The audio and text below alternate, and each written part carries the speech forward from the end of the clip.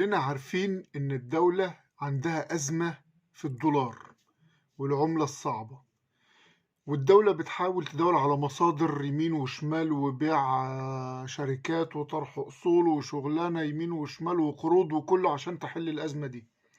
فيطلع علينا بقى إيه وكيل مجلس الشيوخ بهاء الدين أبو شقة، بيقترح إيه بقى حضرته؟ إن الدولة تفرض رسوم نسبة مئوية على مرتبات المصريين المقيمين في الخارج.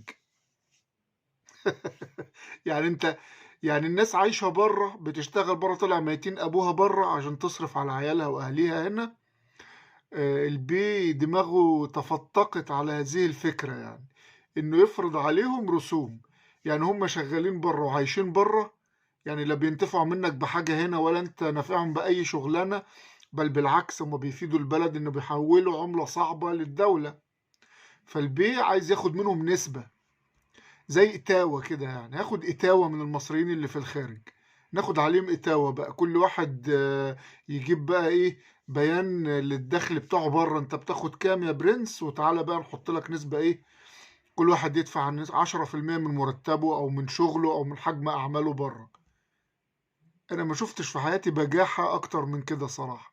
ومجلس شيوخ اللي أصلا ملوش 30 لازمة، هو كله رجال أعمال جايين كده، جايين كفتة، وشوية مستشارين ملهمش شغلانة. أنا نفسي أعرف مجلس الشيوخ ده إيه لازمته أصلا في الدولة، ما تفهمش.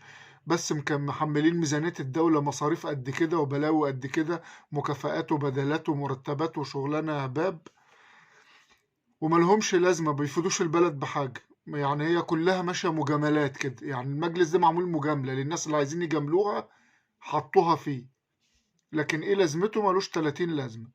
طب حضرتك كنت اقترح لموا من رجال الأعمال اللي انتوا منها في مجلس الشيوخ ده، وتبرعوا بمرتباتكم وكفاءاتكم والكلام ده كله والبدلات اللي بتاخدوها.